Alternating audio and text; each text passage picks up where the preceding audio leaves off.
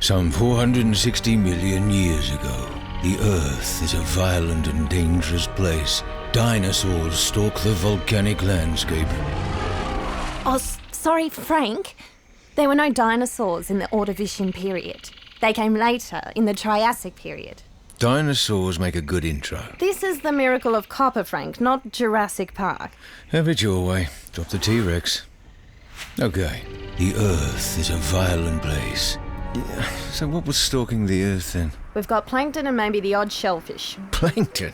How can I work with plankton? Frank, the world was very different then. Shallow waters covered most of North America and Europe. Australia wasn't even around yet. We were still part of Gondwana land. But we did have volcanoes, right? Yeah, we had volcanoes. I can work with volcanoes. Good, because that's actually how copper came to Northparkes. A couple of tectonic plates ran into each other and one of them got pushed down deep into the earth. Like an ingrown toenail? Sort of. As the plates moved deeper into the earth, it melted, turning into magma. With pressure and heat, the magma rises through the layers of rock. Okay, so more like a volcano spewing molten lava across the landscape. Yeah, but it doesn't always erupt. So like a blackhead? No more bodily metaphors. So anyway, the outer surface cools quickly, forming a solid skin, and the inside stays molten for longer. This molten material is now concentrated minerals such as copper. Like a smooth caramel-scented chocolate. That's better. The pressure inside builds up, so it needs more space, and these molten minerals are now crystallizing and burst through the skin called a carapace. Then it squeezes its way into the fractures of the rock above with the help of salty water. It then cools and crystallizes, and the result is called a copper porphyry. That's all very well, but we need a human element here. Well, people have been using copper for nearly 10,000 years. Okay. One man in a world. Copper, right? So he should be a plumber. Frank, we used copper for everything back then, such as currency, jewellery, tools and weapons, as well as things like cooking pots, roofing, ship hulls, printing and artworks. Even as medicine. This is working. I can see the great battles and precious jewellery and copper medicine. Yep. Copper compounds were used in ancient times to treat many ailments, and it was reported in 1832 during the cholera epidemic in Paris that copper workers were resistant to the disease. Ouh là là, êtes-vous envie de quoi? Oui. In a time of great turmoil, one plumber... It was used in plumbing, yes? Yes. In fact, archaeologists found a copper water pipe at the pyramids of Cheops that could still work after 5,000 years. Even back then, they must have known it was antimicrobial. What? Copper prevents the growth of bacteria, and nothing outside can get into a copper pipe, so it's perfect for carrying the water we drink. I knew it. The miracle of plumbing. Frank, copper has many more applications. You haven't got a clue, do you? Well, it's not something I tend to think about a lot. Without copper, life would be pretty boring. Well, tell me, how do they get the copper out of Northparkes? In the underground mine, they use a mining method called block caving. Northparkes was the first mine in Australia to use this method. Well, how does it work? Put simply, they dig under the ore body, drill some holes, stick in some explosives, and all the loose rock falls into a series of funnels called drawbells. Then they remove the rock with loaders. Done properly, block caving is safer than traditional mining methods. So where does the caving come in? The rock that's now unsupported continues to break up and keeps falling in on itself, which again removed by the loaders, and so the process starts all over again.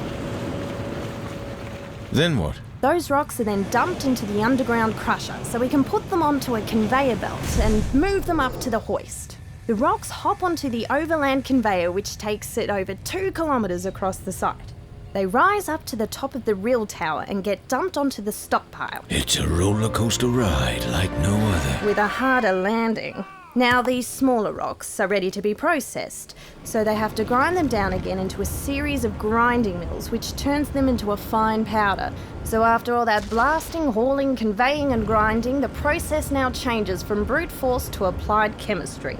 The finely ground ore is poured into flotation cells and mixed exactly with the right amounts of water, air and chemicals.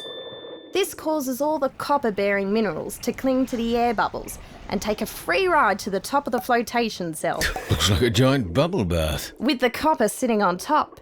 This liquid is called copper concentrate, and it's separated from the rest. In a quest to rise to the top, only copper has what it takes. Not quite. There's also a bit of gold in it. Gold? Where is this Northparkes? Easy, Frank. It's all then filtered until finally it comes out as a near-dry black powder. It looks a bit like ground coffee. Sounds good. White with one, thanks. Concentrate. Okay, so how do they make copper out of this black powder and the gold then? Well, actually, that's as far as it goes at Northparkes. From there it gets loaded onto a truck and then onto a train and then it's shipped overseas for the final stages. So today we use copper in plumbing and all the other stuff our life would be so boring without. You don't believe me? Oh, convince me. Well, how about the fact that it's used in every electronic device on Earth, from your microwave to your iPod? These microphones, to the computer, to the wires that bring the power to it. And you wouldn't have heard about green copper. Oh yes, I've seen those old green statues. No, I mean the environmental type green. Copper will be one of the most important materials we'll use in the 21st century to help reduce carbon emissions. How? Copper is an extremely cheap and extremely effective conductor of electricity and heat that can be recycled over and over again without using much energy. And take a look at the car.